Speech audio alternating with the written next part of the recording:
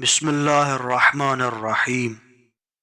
آیت اللہ سید احمد مستنبت کے بڑے بیٹے اور با فضیلت بیٹے سید حاجی علی مستنبت نقل کرتے ہیں، یعنی فرماتے ہیں کہ میرے والد بزرگوار خدا ان کے درجات کو بلند کرے، وہ جب اس کتاب یعنی القطرہ کے پہلے حصے یعنی جلد اول سے فارغ ہوئے تو انہوں نے عالم خواب میں دیکھا کہ اس دنیا سے رخصت کر گئے ہیں اور ان کا سر ان کی دادی فاطمہ زہرا سلام اللہ علیہا کی گود میں ہے۔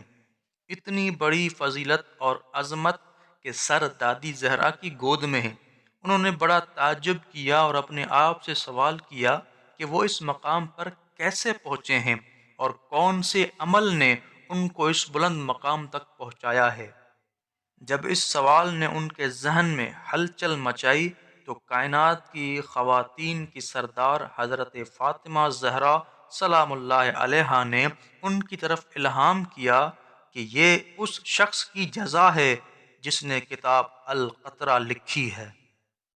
اور اسی طرح حاجی علی مستنبت اپنے والد محترم آیت اللہ احمد مستنبت کے بارے میں نقل کرتے ہیں کہ کچھ ایسے معتبر اور قابل اطمینان اشخاص نے مجھ سے نقل کیا ہے کہ مؤلف ان اشخاص میں سے تھے جو 40 سال تک بوقت سحر امیر المومنین علیہ السلام کی زیارت سے شرف یاب ہوا کرتے تھے، کیونکہ حرم مطہر کی چابی جس خادم کے پاس تھی وہ مؤلف مرحوم کو اپنے آپ پر مقدم کرتا اور چابی ان کو دے دیتا۔ مؤلف جب حرم کا دروازہ کھولتے تو اندر جا کر کچھ دیر کے لیے دروازے کو بند کر دیتے اور پھر تھوڑی دیر کے بعد دوسرے زائرین کے لیے کھول دیتے تھے۔ کوئی نہیں جانتا تھا کہ اس تھوڑی سی مدت میں طالب و مطلوب یعنی آیت اللہ احمد مستنبت اور امیر المومنین علی علیہ السلام میں کون سی راز و نیاز کی باتیں ہوتی تھی، لیکن ان کے ایک قریبی ساتھی نے مجھے بتایا کہ سحری کے اوقات میں نے انہیں دیکھا کہ ذریع مبارک کے پاس بیٹھے ہوتے تھے اور اپنی ریش مبارک سے گرد و غبار کے صاف کیا کرتے تھے۔ اس کے بعد جب حرم مطہر کے دروازے کو کھول دیتے تو نماز صبح تک نماز تہجد اور عبادت میں مشغول رہتے تھے۔ جب تک زندہ رہے یہ سلسلہ جاری رہا۔ وہ تنہا حرم مطہر حضرت امیر المومنین علیہ السلام میں امام جماعت تھے۔ تمام عمر جمعے کی راتوں کو ننگے پاؤں حضرت امام حسین علیہ السلام کی زیارت کو تشریف لے جاتے۔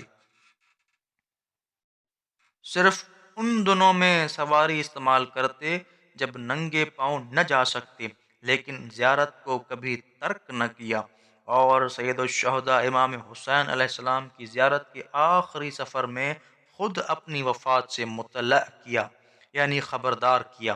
اپنے ایک دوست سے کہا، یہ میری آخری زیارت ہوگی، میں چاہتا ہوں کہ میری زندگی کی آخری سانسیں نجف اشرف میں آئیں۔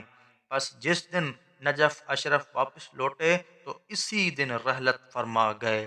عاش سعیدن و مات سعیدن۔